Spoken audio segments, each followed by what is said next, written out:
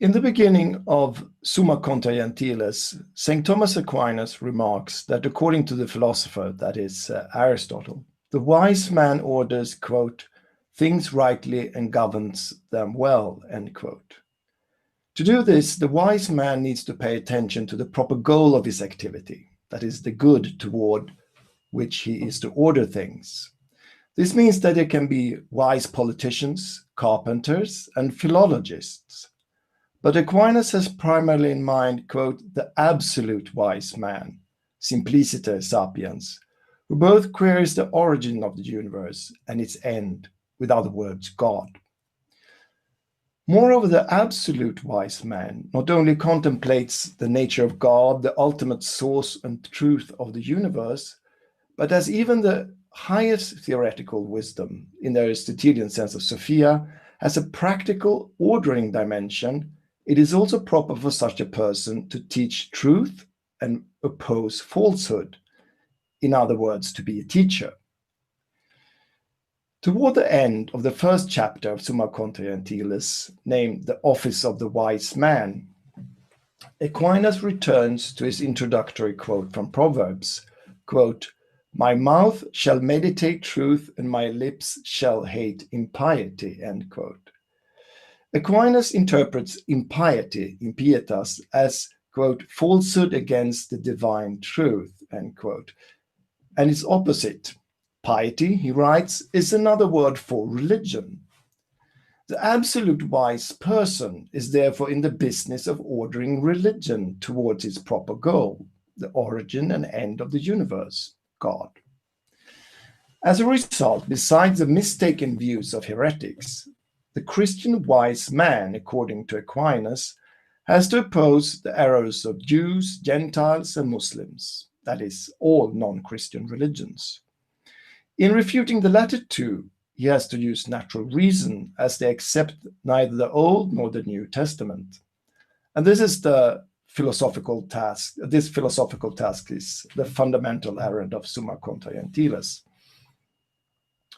Moreover, the quest for an ordering of knowledge in relation to ultimate wisdom brings with it a joyous union of, quote, man to God in friendship, end quote, as God, the Creator, made everything in wisdom, that is, as ordered to himself, the supreme being in truth. To pursue wisdom thus divinizes man. However, my business today is not simply to deepen our understanding of the Thomist spirituality of higher wisdom, but to probe the possibility of a Catholic religious studies inspired by Aquinas' approach in Book 1 of Summa Contra Gentiles. My main question is therefore whether the office of the wise man is compatible with, or at least complementary to, the idea and practice of religious studies, or if a Catholic religious studies must do without absolute wisdom and settle for a lower level goal, such as ordering the relations between the diverse religious traditions of global society with the goal of harmonious coexistence. In that case, the spirituality of the scholar turns from divinization to humanization. But in what sense would such studies be Catholic? One defining feature of most contemporary religious studies is its disregard of absolute wisdom, in the sense of stretching toward an ultimate spiritual origin and goal of human life. Instead, scholars of religious studies investigate in detail particular myths, rituals, and social functions of religious organizations. That is, religious studies wants to settle more mundane questions than those central in natural and dogmatic theology. The popularity of interdisciplinary approaches such as material religion, lived religion, and everyday religion illustrates well this tendency of directing the analytical gaze toward the earth and not the empyrean heaven. This is quite different from the earlier openness toward epiphanies of transcendence, or the holy or the sacred, and is connected with, or at least parallel to, the waning since the 1990s of the phenomenology of religion, especially as it was practiced by the influential Romanian historian of religions, Mircea Eliade, who died in 1986. Moreover, not only is the focus currently on human religiosity understood as culture, but the main research paradigms of religious studies reject, as a matter of principle, explanations transcending the material world. In other words, their foundation is naturalism. Of course, the understanding of naturalism, what role it should play, varies. Still, the present strength of a strict understanding of naturalism, modeled on the natural sciences that the cognitive study of religion promotes, and the antagonistic but similarly mundane concerns of power and equality in critical culture studies, in line with emancipatory agendas, have made naturalism dominant in religious studies. Sometimes the naturalism operative in religious studies is explicitly ontological. Sometimes it is more modestly formulated as a methodological principle. In the first case, it rests on the belief that only material substances exist. A transcendent God, together with major and minor deities, ancestors, souls, and demons, are only human constructions with no spiritual reference. In the case of methodological naturalism or methodological atheism or agnosticism, religious studies does not explicitly negate the actual existence of spiritual beings, but the fundamental assumption is that we at least cannot have any clear knowledge of the gods or their actions. And if they do exist, they probably do not interfere in the human world in any significant way. The result is therefore the same. One studies religions as wholly man-made and as operating solely within a material universe. Maybe there is a supernatural surplus remaining after all scholarly work, but about that, the methodological naturalist insists, we cannot know, only believe. For Aquinas' project in Summa, Contra, such a rejection of metaphysics is devastating, which he acknowledges. Quote, "For if we do not demonstrate that God exists, all considerations of divine things is necessarily suppressed." End quote. What then remains is fideism, an irrational leap of faith, and the logical arguments of his Summa cannot be more than a play with words.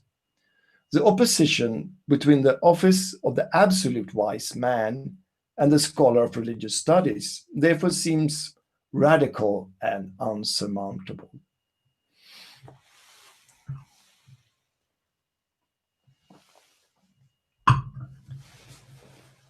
In order to explore the possibility of a Catholic religious studies, despite the chasm separating naturalism and supernaturalism, I think we need to approach it as Aquinas did with natural theology, from the perspective of wisdom.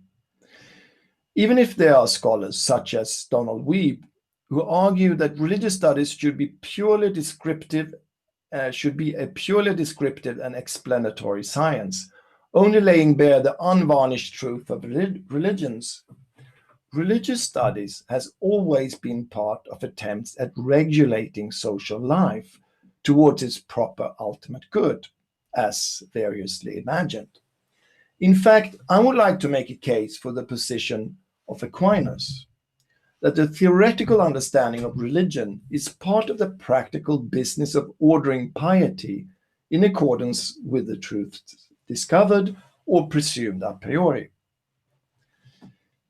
To begin with, studies of religion are founded and financed based on certain knowledge interests, either of the secular state or of organizations in civil society, for example, churches, and they often serve to educate teachers or religious specialists. Moreover, the knowledge produced is used for, and the scholars themselves active as expert in, the regulation of religion in the public sphere. However, despite the study of religion being part of larger value-based institutions, one may maintain that this does not rule out that it, like physics or chemistry, can have a purely truth-centered core, which should be the same as regards methods and theories, irrespective of ideological interests. But an important difference between physics and religious studies is that declaring the material of physics to be matter or energy does not violate the beliefs of a majority of human beings, while, on the other hand, to understand and treat religion as if no supernatural entities exist does. The physical world will continue to function in the same manner, irrespective of different physical theories. In the case of religion and society, this is highly unlikely, as it concerns human behavior and its ultimate goal. To deny rationality to religious beliefs, and thereby to the practices they inform, is also to undermine them, at least implicitly. And to propose that the rational ordering of society should not proceed in accordance with such beliefs.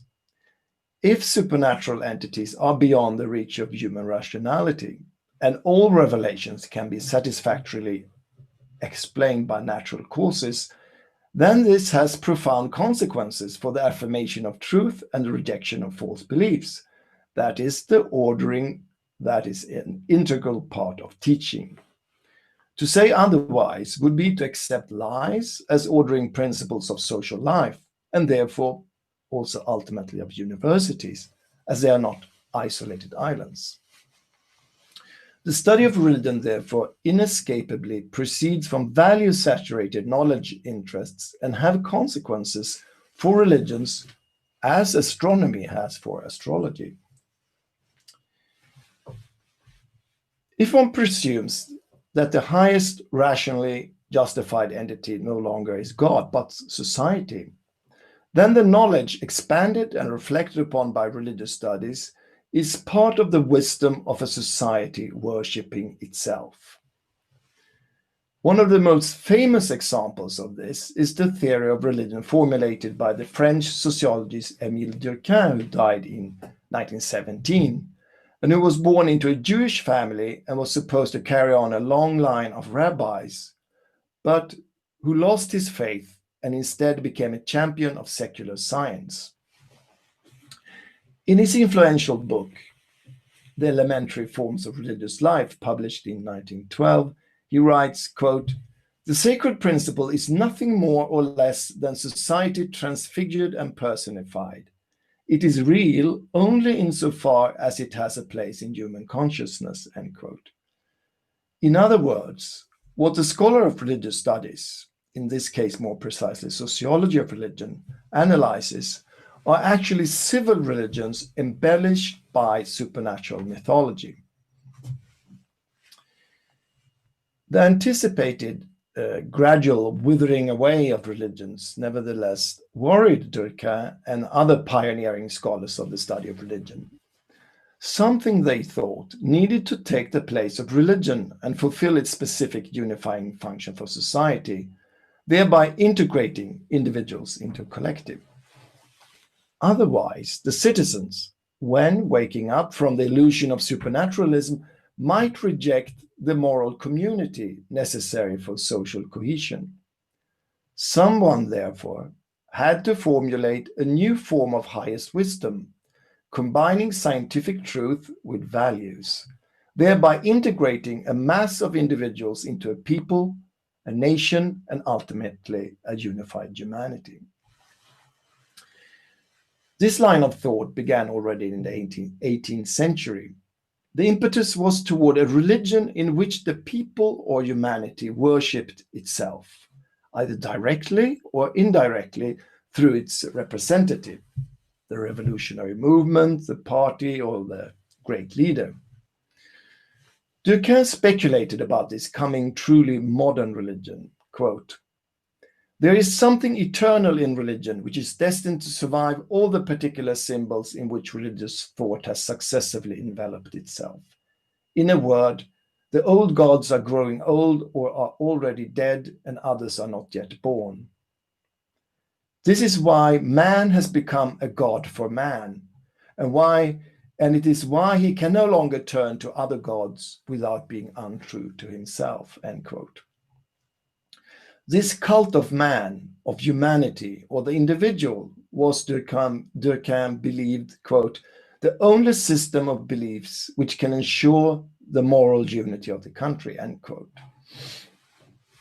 Importantly, religious studies was born and has since lived in the shadow of this dream of a radically modern worldview that will give birth to a universal moral and ritual community, supplanting the traditional dogmatic theist religions. Sometimes this took hard forms, such as Marxist materialism, which tried to expose and eradicate supernaturalism and religion altogether. Sometimes it came, as with Durkheim, in softer forms, as the ideal of a global religion of human fraternity, resting on a set of hallowed values derived from the inherent dignity of the human person. In the liberal democracies of the West, the expectation is presently that religious studies will contribute to the latter vision by investigating the fabric of religious plurality with a view of mutual tolerance, and at the same time highlighting the moral unity underlying all the complex systems of dogma and the many colorful ritual traditions.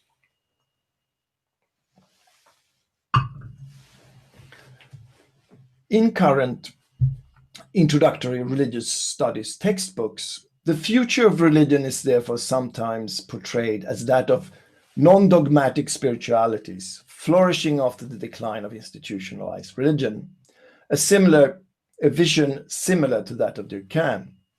It's a variation on the secularization theme, but when religion withers away, globalized spiritualities gain ground. The textbook Religion and Globalization, World Religions in Historical Perspective, published by Oxford University Press in 2007, champions a similar type of wisdom. Its introductions of religions are set into a framework proposing a postmodern religious attitude fitting for the globalized world. We are, they write, living in a time of radical relativism, standing on the threshold of a truly postmodern era. In distinction to fundamentalists and modernists, the authors state, postmodernists value plurality and pass over into the faiths of others, partaking of their, quote, spiritual wisdom, end quote, and then return enriched to their own traditions. Together with Martin Luther King and Leo Tolstoy, Mahatma Gandhi, with his, quote, New Age spiritual practice, end quote, is the hero of the postmodern option. And the authors invite the students to embark on a similar journey through the world's religions today. Even if many forms of religious studies are explicitly atheist or strictly methodologically naturalist, there have been and still are, particularly within comparative religion and history religions, traditions of supernatural wisdom. The important point to understand when discussing a Catholic religious studies is that also these are thoroughly modern and therefore fits nicely, despite some clashes, with the vision of a religion of humanity, but with an added spiritual and perhaps ritual dimension. Most positions within religious studies that are open to transcendence focus not on human reason, but on pre-rational traits supposedly common to all religions. Instead of dogmas, the interest is typically in interior mystical experiences interpreted as evidence of a unitary spiritual substrate lying behind the bewildering plurality of ritual texts and prayers. Consequently, such forms of natural religion rely, as the empirical sciences, on human experiences and not, at least explicitly, on metaphysics. This openness to transcendence within religious studies comes in two major versions, the esoteric and the modernist Christian. The wisdom of the Theosophical Society, founded in 1875 in New York, and similar movements rests on the premise that all religions contain hidden grains of spiritual knowledge, and that with a comparative method and access to some unique revelations, one can recover this lost ancient wisdom. It is therefore no surprise that Western esotericism was a crucial inspiration for the first World Parliament of Religions in Chicago in 1893, initiated by the Swedenborgian Charles Bonnet, who died in 1903. In 1895, when looking back to the World Parliament of Religions 2 years earlier, Bonnet wrote, quote, "In a certain high and representative sense, the Parliament of Religions was an exemplification of monism in religion.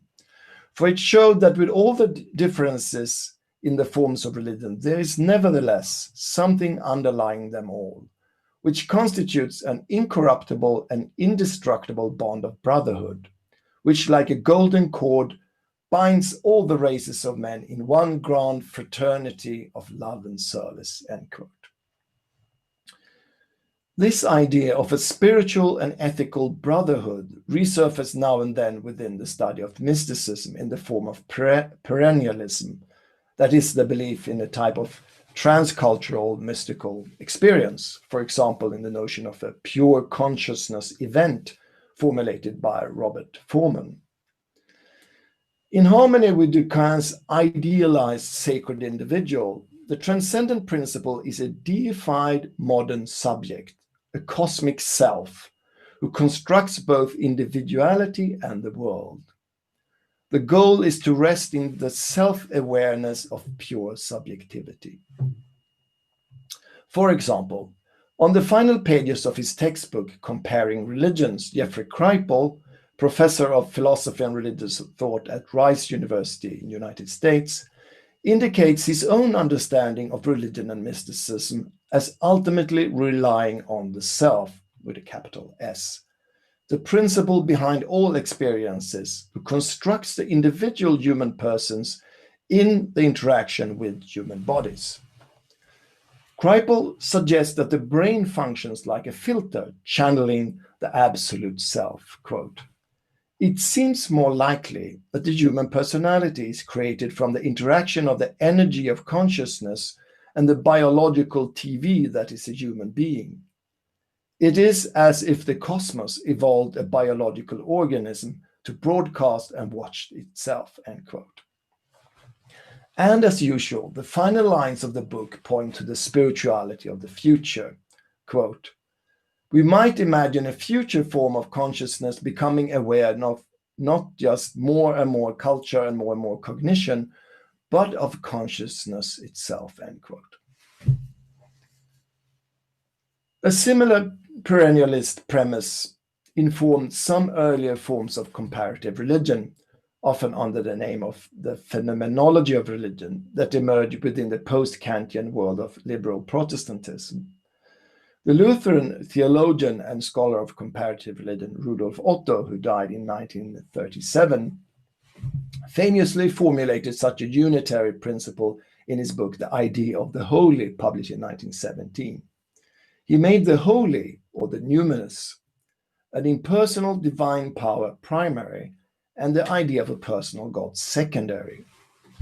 The human response in relation to this completely different reality is, according to Otto, awe and fear mingled with fascination. Such transformative experiences constitute the origin of religion and are present in all religions, especially in the mystical traditions, forming, according to Otto, a kind of fundamental revelation underlying all dogmas. My reason for bringing up these different wisdom discourses that have influenced religious studies, the secular humanist, the esoteric, and the Christian modernist, was to show that Aquinas' understanding of truth as naturally involving teaching, with its affirmation and denials, and an ordering of human life, also applies to religious studies. The principal challenge for Catholic religious studies is therefore not that of reconciling a value-neutral scientific study with a normative theological one, but to take a stand vis-à-vis the rejection of metaphysics and the ensuing relativism as regards knowledge of the divine and fundamental moral principles. In its different forms, ontological or methodological, naturalism gives rise to particular modern forms of wisdom, sometimes materialist, sometimes spiritual, but with common characteristics. This means that the Catholic religious studies cannot simply import theories and methods from its secular counterpart in order to complement Catholic theology.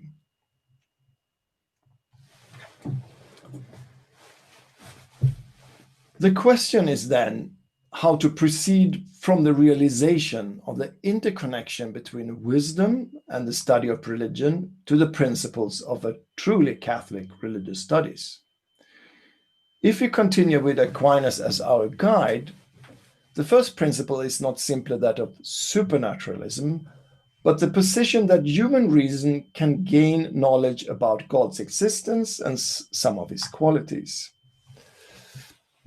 Thomas Aquinas acknowledged that, quote, some truths about God exceed all the ability of the, but he maintained, quote, there are some truths which the natural reason also is able to reach, end quote.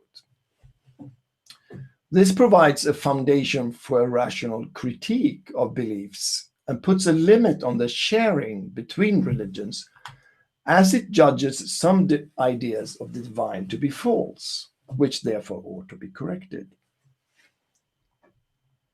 Moreover, in contrast to the implicit liberal ethics presumed by most versions of religious studies, Aquinas argues, though not in Summa Contra, that there are fundamental moral principles knowable by human reason, that is natural law. This ought therefore, if we follow Aquinas, be the ethical foundation for a conversation about and between religions. The disturbing alternative is otherwise that after having acknowledged the inevitable value-oriented nature of religious studies, that one must admit there is no rational way of knowing which these values should be. They are then simply the outcome of choice and ultimately rest on power and preferences. Instead, a Thomist position insists on that the good as a transcendental is coextensive with being.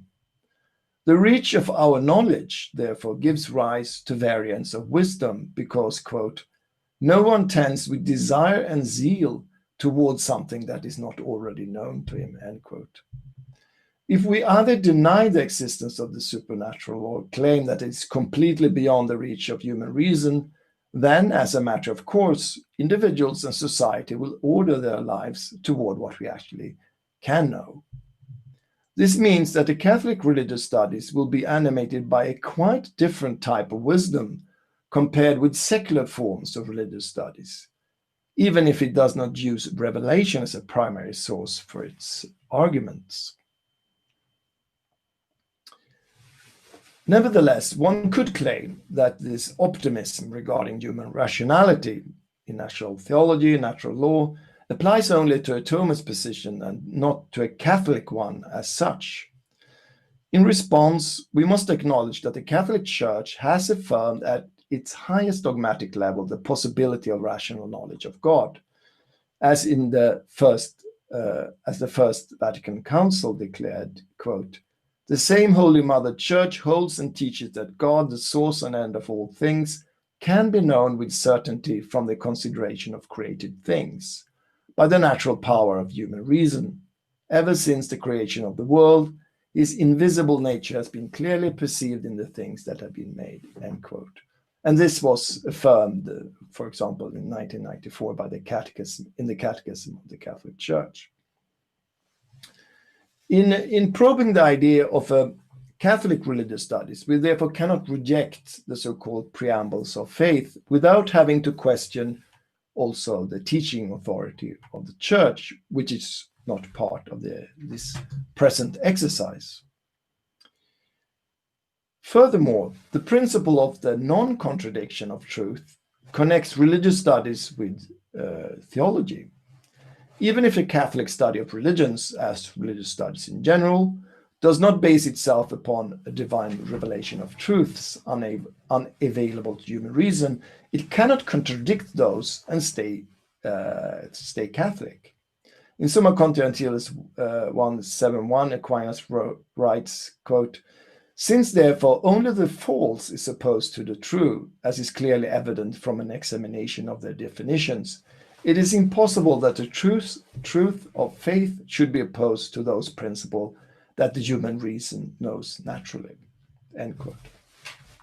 In other words, what is true in a study of religions cannot be false in dogmatic theology, and vice versa.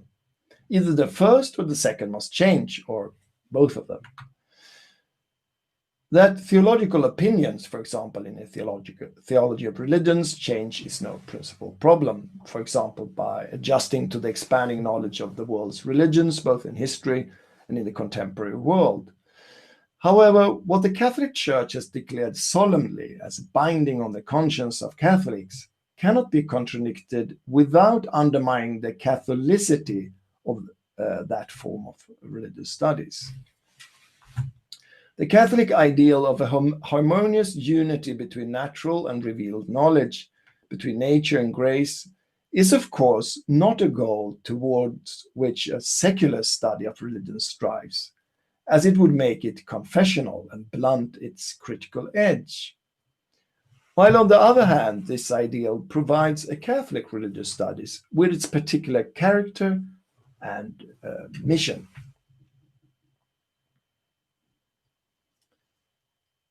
With the clarification of the basic principles of a truly Catholic religious studies comes also an understanding of the difficulty involved in their realization.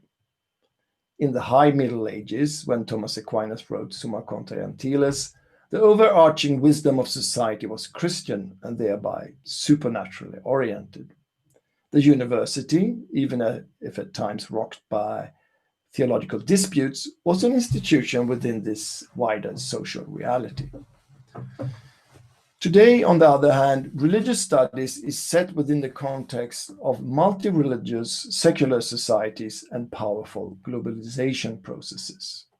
The guiding liberal or totalitarian wisdom traditions of this world builds on the relativization of religious truth claims, which transforms religions into lifestyle choices, subordinated to the goal of social coherence and unity, resting on a transcultural moral platform necessary for peaceful coexistence. Due to its fundamental principles, a Catholic religious studies inevitably disturbs such a vision that exalts solidarity and social coherence as absolutes. The present countercultural nature of a Catholic religious studies therefore makes it hard to envisage its institutional home, as also Catholic universities to a large degree have embraced post-metaphysical foundation for the study of religions. Even when universities specialize in Catholic theology or even Thomism, the resources and commitment necessary for a comparative and theoretically strong discipline of religious studies, with its historical, philological, and cultural studies components, make it mostly low priority. It is also important to point out that the form of Catholic religious studies that I've discussed in this talk is not a form of interreligious studies or its application interreligious dialogue. Instead, it focuses on religion itself, not only on the interactions between religious traditions, and see critique as an integral part of scholarship. It lifts, for example, developments such as the parallel phenomena of increasing de-Christianization and growth of alternative spiritualities in Western societies, including the overwhelming presence of the latter spiritualities in popular culture. It discusses religious radicalization and terrorism besides social integration. In this way, it is as disruptive as constructive. The twofold wisdom of a teacher includes, after all, both affirmation and denial, animated as much by a love of truth as by a hatred of falsehood and lies. In combination with the natural theology as unfolded in Summa, Contra, this zeal makes progressive sanctification, the divinization of the scholar, integral to the work also of religious studies. As Aquinas writes, quote, "Now the rule of government and order for all things directed to an end must be taken from the end. For since the end of each thing is its good, a thing is then best disposed when it is fittingly ordered to its end." End of quote. To choose the end carefully is hence of the essence also in the study of religion, at least if one aspires towards wisdom.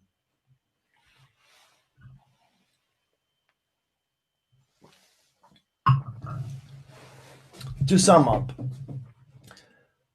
when looking at religious studies from the perspective of wisdom, inspired by Thomas Aquinas' presentation of the office of the wise man, the particular nature of the Catholic religious studies becomes both clearer and more difficult.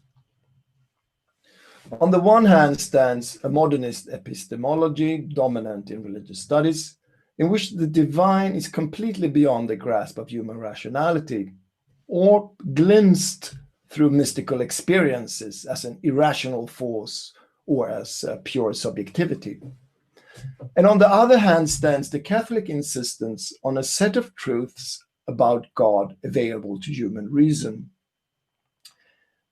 These two give rise to very different types of wisdom.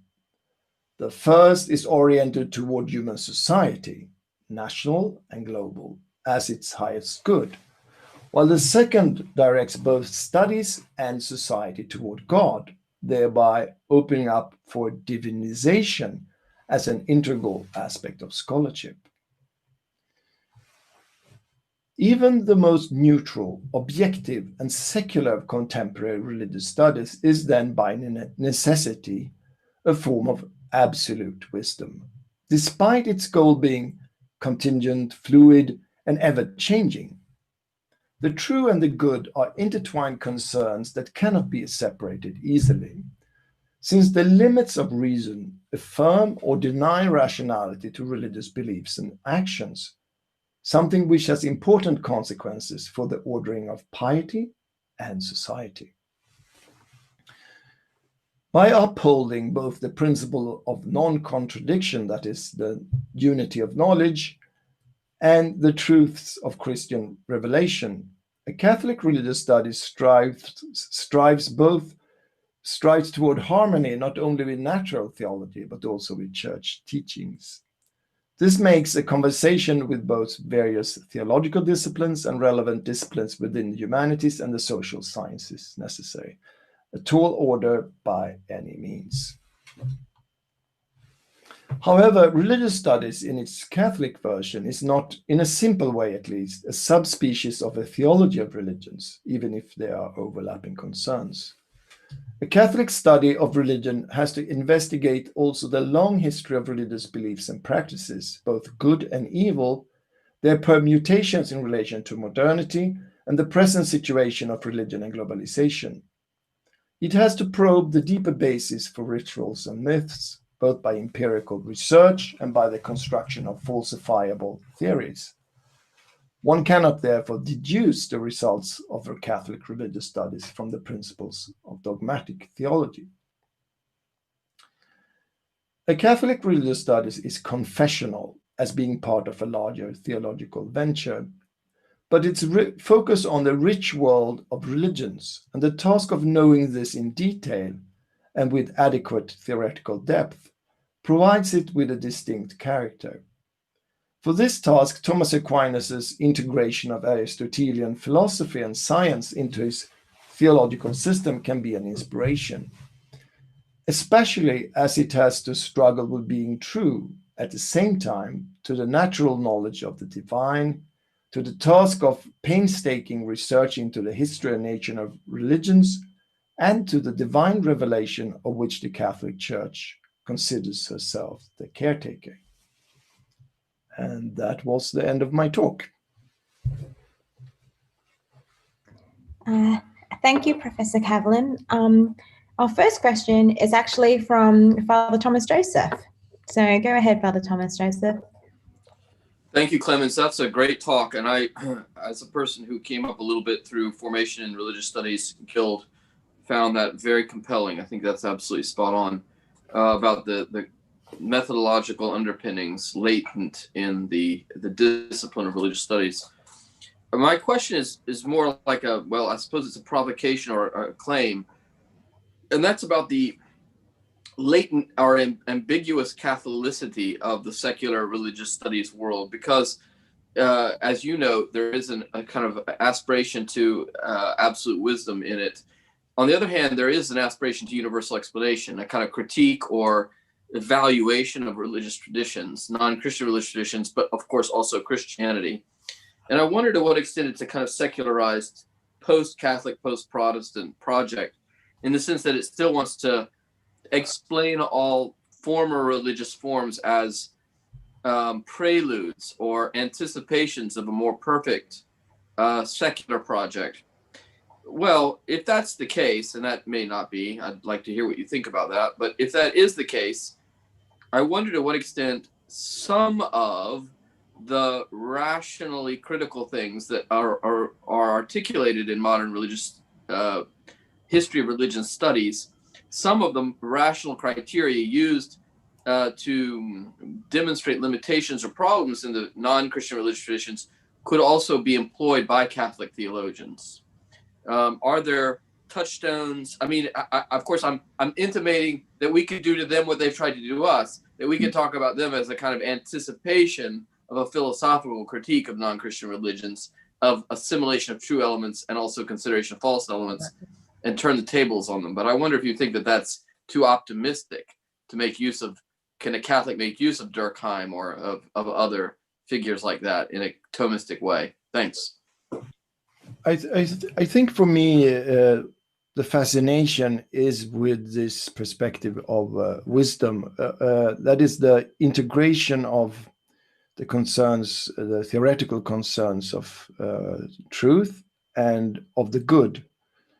And of course, there many scholars within religious studies would insist on a modern, like I say, division between the we are only concerned with what is true about religious traditions and not about values and about goodness. And I think my major point is when you look closely, that is not true. It's even impossible, I would say. So when you apply such a, say, wisdom perspective, and this is a perspective which is, for example, I teach at 2 different Scandinavian universities at the same time. This is very, very explicit when you are educating teachers who are going to teach, I would say, religious studies in schools, because that's a school subject in Sweden and in Norway. It's explicitly normative. You are not allowed to be, to say, agnostic about values. And if you start to look at religious studies in that way, and you see suddenly religious studies is not everywhere. For example, we just published a book about religious studies in India, which is an interesting case, how secularity, ideas about secularity and a particular colonial history creates a space for religious studies, which is unique. And you will find that also in the Scandinavian countries, and if you go to Italy. So religious studies will be very, very different in different countries. So, but what you are, when you say universal, you're thinking of religious studies as a global project with universal ambitions. But I think the thing one has to say, it is not universal. It's not everywhere. The whole idea of collecting studies of religion into one discipline is a very particular one, and sometimes it's a strange experience to go to these very huge religious studies conferences with several thousand participants, and after a while you realize there's absolutely nothing that connects all these people. There are no theory, there are no methods that are common to everyone. There's just one thing: we are not doing theology.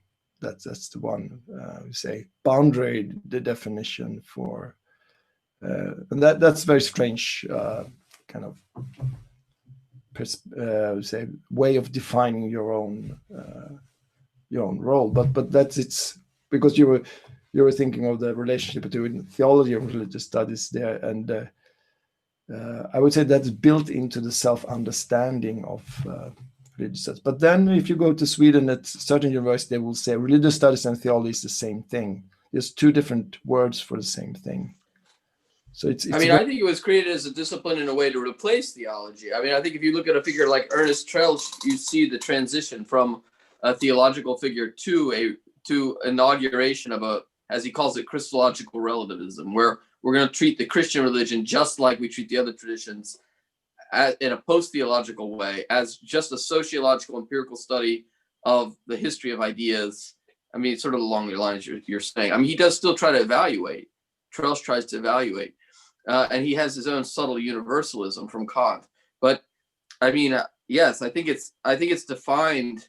I guess what I'm trying to say is I think it is partly historically defined as typologically as that which comes after and replaces theology as the enlightened way to approach the other religious traditions. And I mean, I think you're quite rightly sensing that Aquinas' philosophy is going the other direction with some similar ambitions. Well, anyway, maybe we don't totally agree about the universal thing, but it's interesting to talk about. Okay, I'll open the floor for other questions.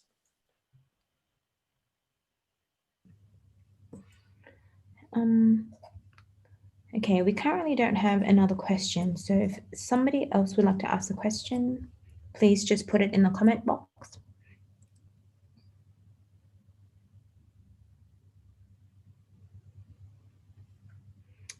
Okay, we have a question from Juliana. I'll just read it out for you. Human beings have a thing for not being terribly original from era to era and remain largely the same morally speaking, despite technological differences. Would you say there is a fundamental difference between the plurality of religions in the ancient world, including atheism, and the way they manifest nowadays? As a Catholic, we have an understanding that a post-Christian world is fundamentally different from pre-Christian world. But putting that aside, do you think this plurality and atheism manifests differently nowadays?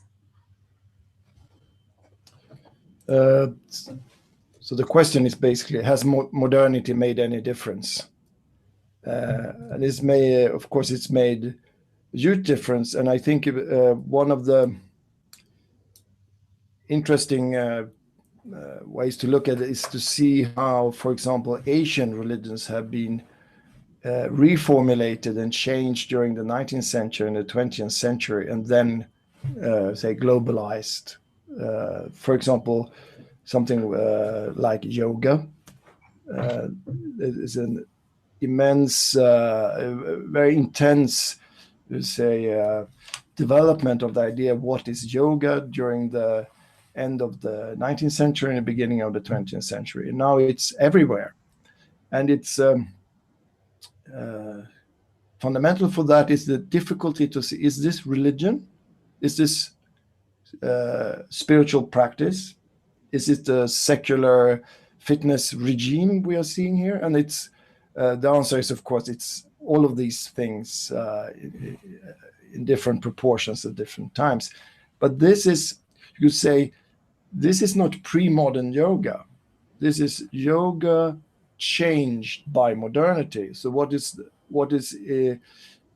this modern yoga focus on is a very typical modern subject, modern subjectivity. And for me, it fits very nicely into this concept of a religion of humanity, which is, of course, from the French Revolution and builds on ideas during the 18th century. So we are seeing, and one of the things I tried to do in this talk was to show that in the most common textbooks used in religious studies, this idea of a new, truly modern religion of humanity is there everywhere. So modernity has made a huge difference. I would say, for example, in that little this idea of the perfect modern religion, and as I also tried to show, this idea of that this modern religion is actually the substrate behind all religions. It's a kind of natural religion, which is connected to, for example, this movement I mentioned, theosophy. So in the esoteric traditions, this is a very influential way of thinking, but it's particularly modern, I would say. But then, of course, there are many similarities between earlier historical periods. But I would say this typically modern self and the religions and spiritualities focused on this modern self is central for what we're speaking about. Thank you. We have another question from Tony. Tony, you can say your question now. Yes, thank you. I'm slightly struggling to frame the question because I don't come from a philosophical background, but what I have said is, would you prefer your students not to have studied RE before embarking on a degree in theology at tertiary level, obviously by which I mean university, as the emphasis seems to be at that level on comparative relativist approach to religions? For instance, if you look at the BBC website on study, there's hardly a hint that, for instance, the UK has a Christian historic background. I'm not teaching theology at university. I'm teaching religious studies and religious studies as part of teacher education. But one of the main points of my task would be that if you want to do theological education in a Catholic context, you cannot just take secular religious studies as a complement to that, to say, oh, we also need to have something about the other religions, and then you just bring in a secular form of religious studies into a Catholic context. You need to create a Catholic religious studies because there are some fundamental assumptions that are in a clash with fundamental, say, Catholic beliefs. So you would have to unlearn certain things when you come to theology. But then, of course, in a Scandinavian context, you have to make the difference between confessional theology and non-confessional theology. So what you find at universities are non-confessional theology, mostly. But then, as I said, everything is particular at different contexts. So in Sweden, still priests for the former state church are educated at state universities, but then they are taught non-confessional theology. So I don't have students at in theology. That would be we would have to create an ideal university and see how things should be there. Thank you. Good luck with that. Well, I think that we've come to the end of our time, and I would first like to thank Professor Clemens Cavallin for his excellent presentation and for his, I think, very helpful answer to the queries and questions he was posed. I'd also like to thank all of our speakers and all of our participants, because it's been a very rich, reflective session. Some years ago, the French philosopher Remy Brague gave a talk I heard in Paris where he asked, should we go back to the Middle Ages? And to his question, he responded, you might say mischievously, by arguing that we never left them, but we chose a certain version of them to promote in our contemporary era, a version in which there was still penance, but no forgiveness, in which there is still a notion of providence, but no God, but blind destiny, and so forth. You can see how this could work. But basically, he took a certain number of theses that were elaborated in the Middle Ages and showed how they were still operative, but that we had left behind some of the other ones that were very important. I think that when you look at what Aquinas is doing in the Summa Contra Gentiles as a synthetic work of reason and faith in the context of the Middle Ages, it's not difficult to recognize in him also the possibility, not so much of us being medieval, as the possibility of him being modern. We see a very modern person in Aquinas, a person of our own era, you might say, a person who anticipates his possible contemporaneousness with us. So that's to say, a human being seeking through various and myriad paths to articulate the meaning of the world using philosophical reason and guided also by the light of faith. And I think that the many fantastic talks we've heard in the last 2 days show us that this ambition, inspired by Aquinas, and in part due to the appeal to his very arguments and ideas, but at times also, of course, conducted in an innovative and very free way, is well and alive in our own time, and that we are ourselves also embedded in the same context of questioning, research, and argued and disciplined understanding of Christian faith as a reasonable project at the heart of modernity.